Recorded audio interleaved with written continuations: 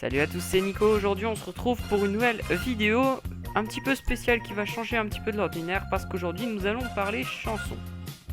Mais bon, vous allez me dire, ouais, Nicolas, pourquoi tu parles chansons alors que bon, cette chaîne elle est spécialisée au manga? Eh bien, vois-tu, c'est très simple. Non, en fait, je sais pas si vous avez remarqué, mais dans certains mangas, je vais en citer deux pour ma part, les acteurs, enfin les doubleurs, sont obligés de chanter en fait pour que l'histoire a un sens. Mais parfois aussi pour faire des épisodes spéciaux ou n'importe quoi. Hein, des OAV, des génériques d'OAV. Nous verrons ça tout à l'heure. En attendant, je vous propose de présenter trois chansons qui ont été chantées sur deux mangas différents. Il y en a plein d'autres, je ferai peut-être une partie 2. Voilà, en tout cas, voilà les trois qui m'ont frappé le plus. C'est parti. Ah et au fait, hein, quand je dis chanson, je ne parle pas de ça. Hein. Qu'est-ce qui fait chaud dans les îles du Sud? Ananas, ananas, j'ai le soleil qui me tape sur la cafetière. Ah, ici, il y a que des abrutis. Oh, Ah, je vais vous montrer des vrais trucs, quoi. Bon allez, c'est parti. Numéro 1. Je vous avais précisé dans le début de cette vidéo que parfois il y avait un sens dans l'histoire que le manga original était obligé ou non de répéter. Par exemple, ici nous avons donc dans le numéro 1 la chanson de Sniper King. Je vous ferai écouter juste après.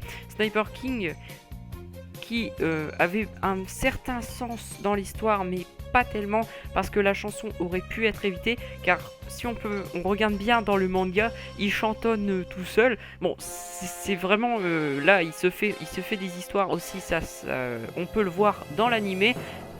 Ce qui est sûr, c'est qu'ils nous ont fait un petit remix d'une minute 10 environ, qui est du manga. Ils ont dû interpréter tout, musique, le chant aussi, parce qu'il n'est pas du tout pareil.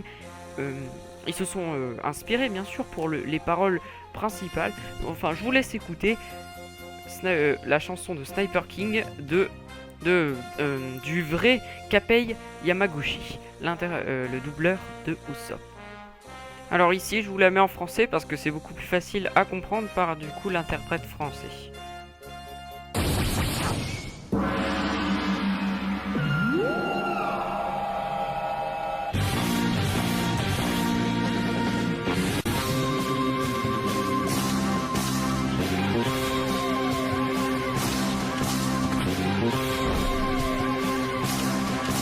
Je viens de l'île des snipers, je suis un tireur d'élite.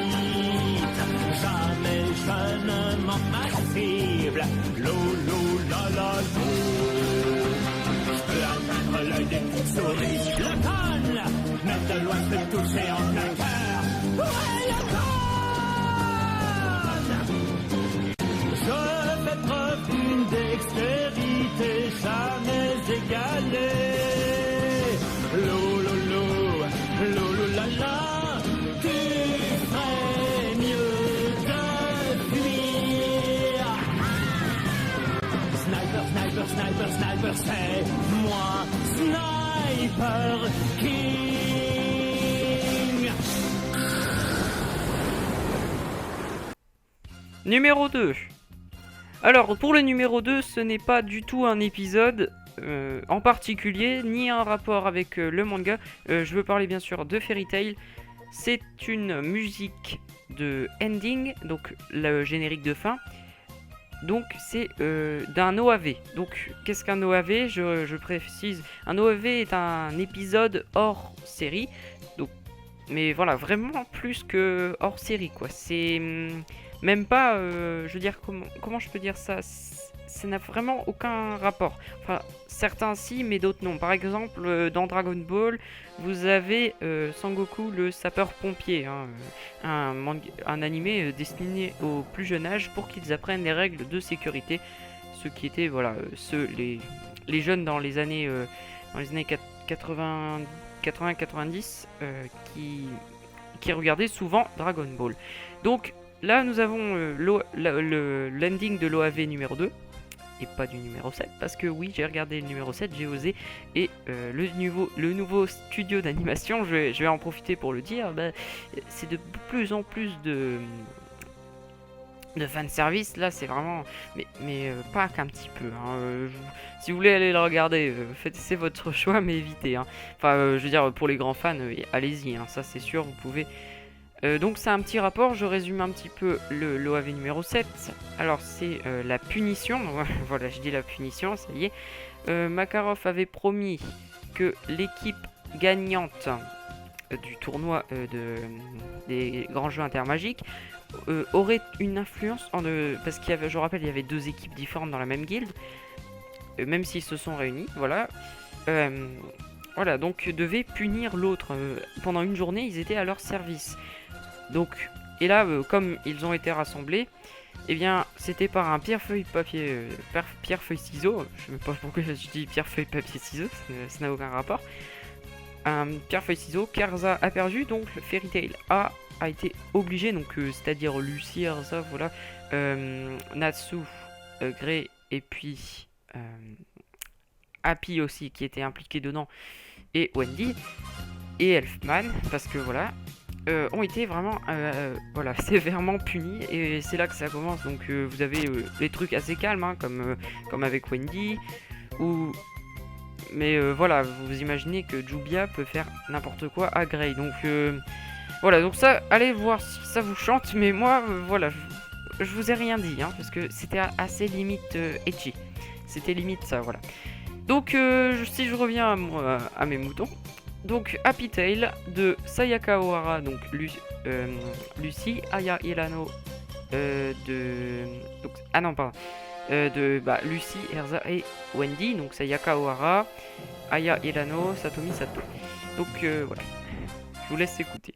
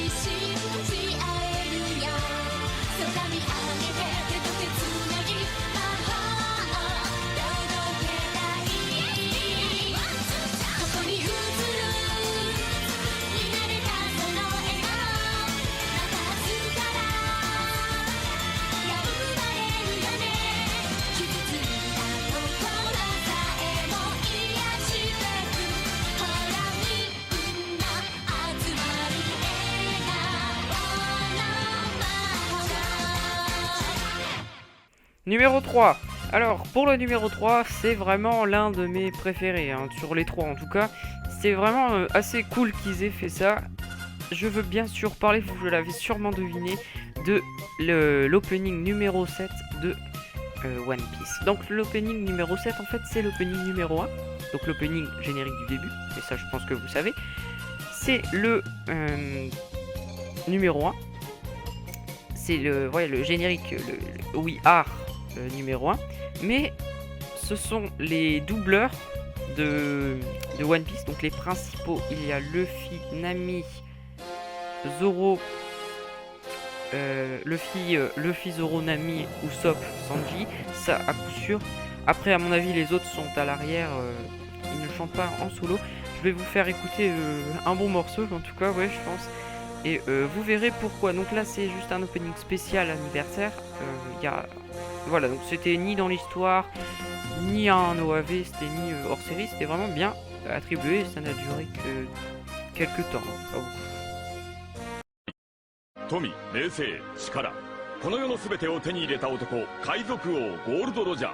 彼の死に際に放った一言は人々を海へ駆り立てた。俺の財宝か？欲しけりゃくれてやる。探せ。この世の全てをそこに置いてきた。男たちはグランドラインを目指し夢を追い続ける。世はまさに大海賊時代。